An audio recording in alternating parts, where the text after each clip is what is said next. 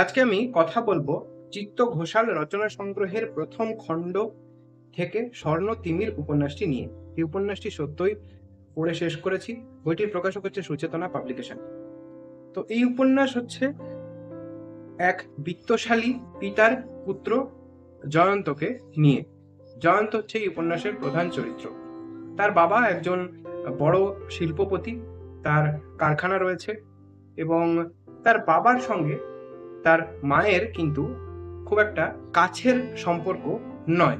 তার বাবা একটা বিল্ডিং এ বাস করেন এবং তার মা সেই বিল্ডিং এরই অন্য একটা অংশে তার নিজের মতো করে জীবনযাপন করেন, যে জীবনযাপন তার বাবার যে ব্যবসায়িক ফিল্ডের মানুষজন রয়েছেন তাদের থেকে অনেকটাই দূরত্বে।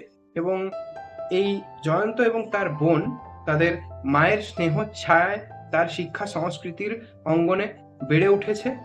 তাদের বাবার সাথে কিন্তু তাদের রিলেশন খুব একটা ক্লোজ নয়।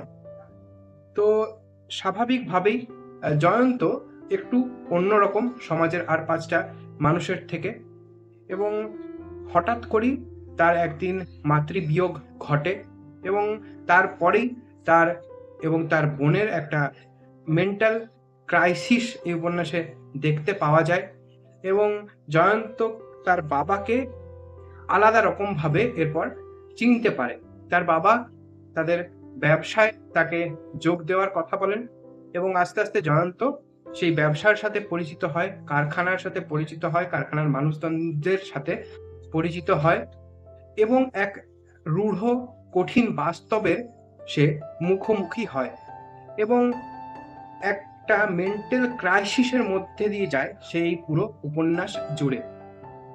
তো শেষ পর্যন্ত সে কোথায় গিয়ে দাঁড়ায় তার জীবনে, প্রতি পাতাতেই এই উপন্যাসে তার মনের মধ্যে ভালো খারাপের যে দ্বন্দ্ব, সেই মেন্টাল ক্রাইসিসটাকে কিন্তু লেখক ভীষণ সাবলীলভাবে এই উপন্যাসে ফুটিয়ে তুলেছেন।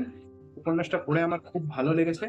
একদমই টান টান লেখা, চরিত্র চিত্রণ দুর্দান্ত লেগেছে।